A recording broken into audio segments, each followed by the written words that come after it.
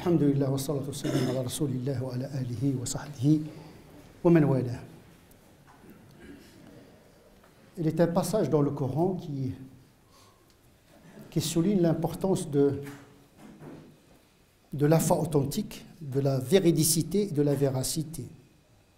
Walladhi ja'a bis-sidq, celui qui apporte la vérité avec véridicité, et celui qui y croit avec authenticité et véridicité, ceux-là font partie des gens bienfaisants.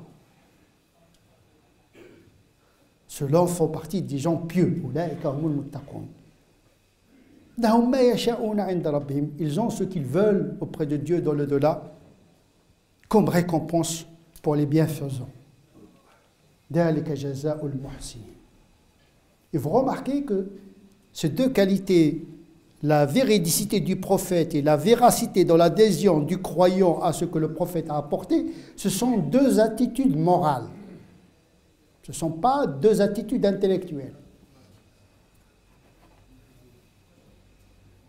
Comme si tout l'islam, tout l'édifice de l'islam est bâti sur la morale. Nous comprenons dès lors l'éloge que fait le Coran au prophète sallallahu alayhi wa sallam. Le Coran ne fait pas l'éloge du prophète quant à son savoir, quant à sa pratique rituelle. Non. Wa innaka la'ala khuluqin azim. Tu es d'une moralité énorme. Il a atteint le paroxysme de la moralité. Presque l'achèvement de la moralité dans les limites humaines possibles. C'est ça qui fait la particularité de notre modèle prophétique, Muhammad sallallahu alayhi wa sallam. Comme si tous les systèmes dogmatiques, tous les systèmes de la foi, tous les systèmes des pratiques cultuelles est construit sur l'authenticité de la morale. C'est l'humus qui nourrit les racines de l'arbre de l'islam. C'est un homme véridique avant qu'il soit prophète. Allahu a'lamu haythu yaj'alu risalata, c'est Dieu sait où déposer son message. Il ne choisit pas les voyous, les tyrans, les riches parce qu'ils sont riches. Il ne choisit pas les philosophes, les poètes. Parce que la vérité, en ce domaine, n'a rien à voir avec le travail acquis par un travail d'intellection, un travail philosophique. Les prophètes, ils réfléchissent, mais ils sont incapables de changer le comportement. Yaquluna ma la yaf'alun. La dichotomie entre les poètes, les philosophes, les théoriciens de la morale, de manière intellectuelle, ils sont très forts. Mais la tâche du prophète, c'est d'incarner d'abord la morale pour pouvoir la partager par l'exemple. Le prophète qui est véridique, al-Sadiq al-Amin, il l'était avant l'islam. C'est pour cette raison que Dieu l'a choisi. Donc tant que les musulmans n'ont pas ces qualités morales, ils ne sont pas choisis. Kuntum khayra ummatin ukhrijat. Les gens pensent que kuntum khayra ummatin, ça veut dire vous êtes. Mais non, vous devez être. Kuntum, en langue arabe, signifie un impératif. Wa man dakhalahu kana aminan. Celui qui entre dans le temple, il doit être en sécurité. Parce que dans les faits, parfois, on entre dans la Mecque, il n'y a pas de sécurité. Et donc, ça s'appelle en arabe jumla insha'iyya, laysat jumla khabariyya. La preuve, c'est que ta'muruna bil ma'ruf, c'est-à-dire que ce n'est pas une signature donnée de la part de Dieu aux musulmans parce que musulmans. Ils doivent remplir ces conditions, incarner la morale. Ta'muruna bil ma'ruf wa tanhauna 'anil munkar wa tu'minuna billah. Parce que la foi sans la morale n'a aucun impact. Donc il a commencé par la morale avant la foi. Parce que la foi, c'est un prolongement de la morale. La croyance est une branche de la morale. Nous comprenons dès lors pourquoi le prophète a dit « Je suis venu pour parfaire la morale ». Les qualités de Dieu relèvent de la morale qu'il faut imiter. La miséricorde, la bonté, la justice. La justice, ce n'est pas le droit. Être juste, c'est une attitude intérieure du cœur. Ce n'est pas la conformité au texte, à la loi. Et comme disent les sages, la justice, c'est d'abord dans le cœur du juge avant qu'il soit dans la lettre du texte. Oui, le texte, il est mort. Qui le met en pratique de la justice. Et dans la pratique du texte où se trouve la justice ou l'injustice. Car vous pouvez amener une loi injuste à un juge qui est juste, il sera capable de l'appliquer dans le sens de la justice. Et vous pouvez apporter un texte de loi très juste, mais le juge, il est injuste intérieurement, il va l'appliquer dans le sens de la justice. C'est comme le Coran. Le Coran est juste. Mais regardez l'interprétation et l'application qu'en font un certain nombre de musulmans. C'est dans le sens de la haine, l'exclusion, voire le racisme, le terrorisme, le divorce. Et les gens sont capables de convoquer des versets pour répudier, pour chasser, Nous comprenons dès lors pourquoi la mission du prophète consiste à transmettre l'information révélée, mais à éduquer les croyants. Yuzakkihim wa yu'allimuhum. Avant d'enseigner, il faut préparer le réceptacle de la connaissance, c'est-à-dire le cœur qui est le siège de la morale. Alors qu'aujourd'hui, le discours sur l'islam est saturé de fiqh, halal, haram, comme s'il suffit d'énoncer une règle pour transformer les musulmans. C'est trahir l'enseignement du prophète sallallahu alayhi wa sallam.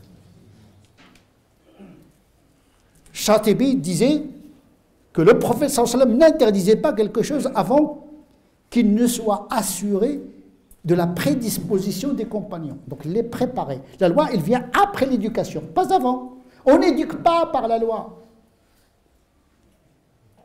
On éduque pour préparer à la loi. Ce n'est pas la loi qui éduque.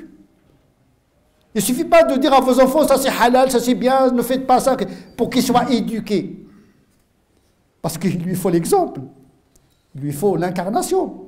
Le prophète a été envoyé avec un livre. Il y a le livre, mais il y a l'exemple. La conférence une incarnation. Le Coran a été incarné par la moralité du prophète sallallahu alayhi wa sallam. Celui qui a apporté la vérité avec véridicité et véracité, Muhammad sallallahu alayhi wa sallam, qui aspire et qui inspire confiance. Parce que la morale, c'est aussi une question de confiance. Confiance après avoir perçu les signes de la véracité, de la vérité de l'information. Voilà dit. Wa saddaqa bihi. La foi est construite, on devient musulman parce que nous saddiqu Rasulallah sallallahu alayhi wa sallam. Notre foi est en conformité avec notre croyance. Contrairement aux kuffars qui n'avaient pas foi en le prophète alors qu'ils ont la certitude de la véracité. Ils croyaient de manière certaine que le prophète est véritablement un prophète, mais ils l'ont rejeté. Ils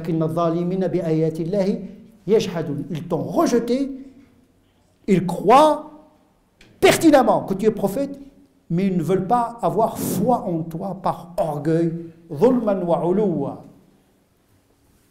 par injustice, par immoralité. Nous comprenons dès lors que Dieu ne juge pas le coefficient intellectuel des croyants.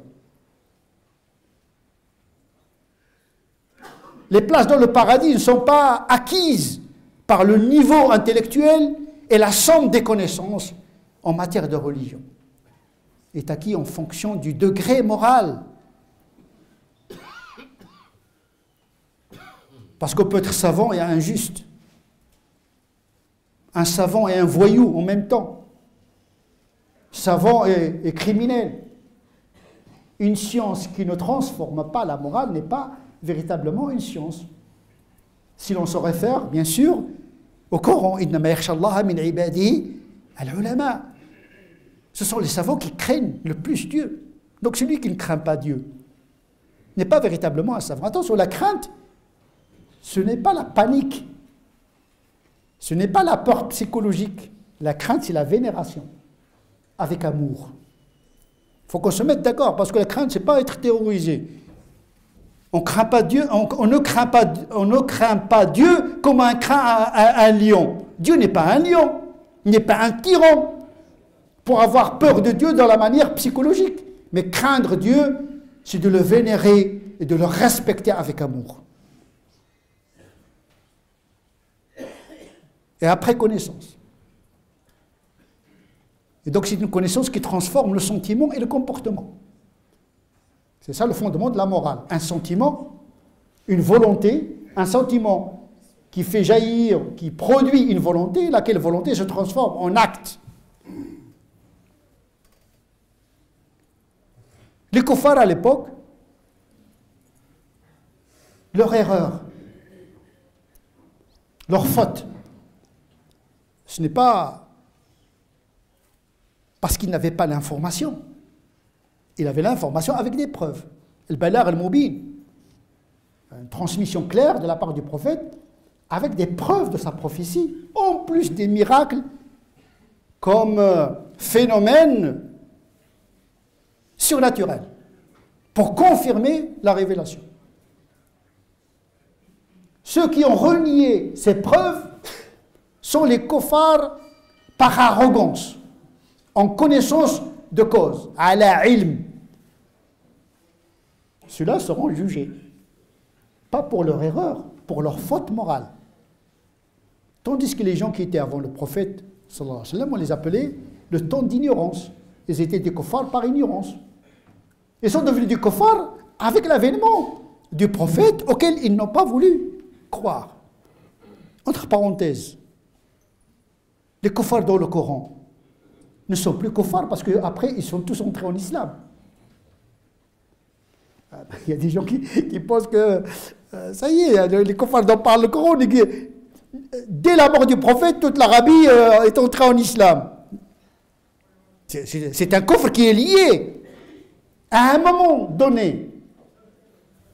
Jusqu'à l'époque de Al-Ghazali qui disait, vous savez, les Turcs n'étaient pas encore musulmans, et les chrétiens de notre époque ne sont pas des kuffars dans le sens coranique du terme parce qu'ils n'ont pas d'informations sur le prophète sallallahu alayhi wa sallam. Kufr jahl. Tout simplement parce que le jour du jugement dernier, Dieu juge l'attitude morale.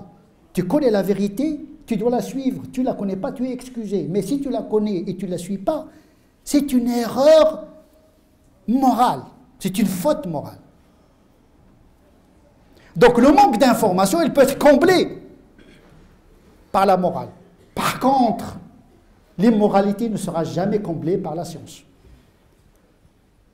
Il ne suffit pas de connaître tout le Coran, les hadiths et les sciences, être un savant avec une immoralité, une moralité qui tombe vers le zéro et dire voilà, j'ai la connaissance, Dieu m'a donné le Coran, la science, etc. Je vais entrer au paradis. Non. Au contraire, dans un hadith sahih, le premier qui va entrer en enfer, c'est un savant qui connaît le Coran par cœur. أول ما تسعر بهم النار يوم القيامة من بينهم حافظ القرآن وعالم لم ينفعه علمه. Parce qu'il connaît la vérité sans impact moral. C'est très important cette question de moralité, parce qu'il y a beaucoup de gens qui se montrent à eux-mêmes. Ah, je suis musulman, je connais la religion, etc. Tant que tu n'es pas transformé moralement, tu n'es pas habilité à appartenir à cette communauté témoin dont parle le Coran. Kuntum khayra ummatin, vous devez être cette communauté étalon, repère. Vous devez ordonner les biens et interdire le mal. Mais pour ordonner le bien et interdire le mal, encore faudrait-il l'incarner. Et donc, l'élection de Dieu est conditionnée par la rectitude morale. aucune connaissance, aucune adoration ne peut combler le déficit moral. C'est ce que le prophète appelle l'homme qui a fait faillite, le muflis. Il a fait 10 pèlerinages, il prie la nuit, il fait ses prières régulièrement, toujours dhikr, toujours il a le front noir de prosternation, etc. Masha'Allah, le hajj, etc. Mais il était injuste envers celui-là, il a triché, il a volé l'argent de celui-là, il a méprisé celui-là. Eh bien, tous ces hasanat vont partir vers les gens qu'il a lésés et qu'il a offensés. Et puis il sera conduit en enfer. C'est une question morale. Si la foi est une question morale, que dire de l'adoration? Dieu n'accepte pas une prière qui ne produit pas l'humilité. Une prière avec arrogance, elle est inutile. Le faqih, il va dire oui, salat sahiha. Les fuqaha, quand ils jugent les comportements, ils disent ça c'est un comportement valide, mais ils ne disent pas que c'est un comportement qui est accepté par Dieu. Le qaboul, ça relève d'autres critères. Il y a des indices d'acceptation et de réfutation et de non-acceptation d'un acte de la part de Dieu. Le jour du jugement dernier, il y aura beaucoup de surprises. Les gens que nous voyons comme des gens égarés, des gens non pratiquants, entre guillemets, peut-être, ils nous devanceront au paradis. Et les gens que nous estimons très pratiquants, peut-être nous aurons des surprises. C'est pourquoi il faut garder une certaine humilité et travailler sur sa moralité dans la mesure du possible. Et donc, une bonne moralité peut réparer l'ignorance, et pas le contraire. Il n'y a pas de reproche quant à vos erreurs, par inadvertance, par manque d'information. Ce que juge Dieu, c'est l'intention du cœur. Bien sûr, l'acte, il faut qu'il soit conforme. C'est nécessaire, mais ce n'est pas suffisant. Mais parfois, il y a l'erreur dans la conformité. Il peut être réparé par la bonne intention. Celui qui prend une dérogation dans la nécessité et la contrainte, point de reproche quant à son cas. Le croyant, il peut même se tromper dans la dogmatique, dans l'aqida. Il peut avoir une foi en Dieu, mais avec une aqida qui est fausse. Comme celui qui pense que Dieu ne ressuscite pas les morts. Il est rapporté dans le Bukhari Muslim une personne qui a tellement fait de bêtises, de péchés, on peut dire qu'il a fait la collection des péchés. Il a demandé à ses enfants de le brûler et de jeter les cendres de son corps dans la mer. Et il dit, si Dieu est capable de me ressusciter, alors il me châtiera d'un châtiment sans pareil. Il croyait que Dieu n'est pas capable de ressusciter la mort. Mais nous savons que la résurrection, c'est un dogme essentiel dans l'islam. Celui qui ne croit pas à la résurrection, il n'est pas musulman dans la dogmatique.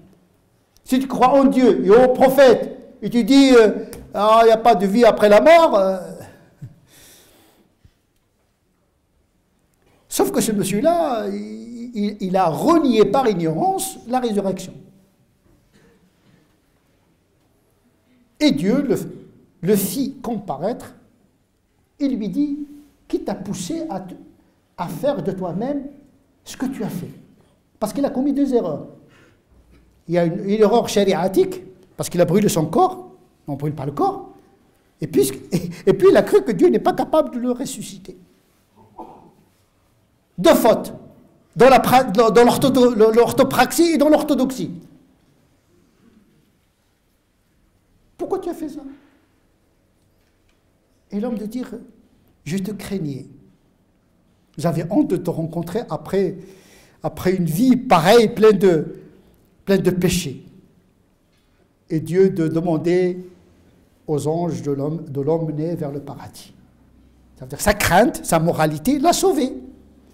Ça veut dire que la moralité peut réparer l'erreur théologique, l'erreur canonique.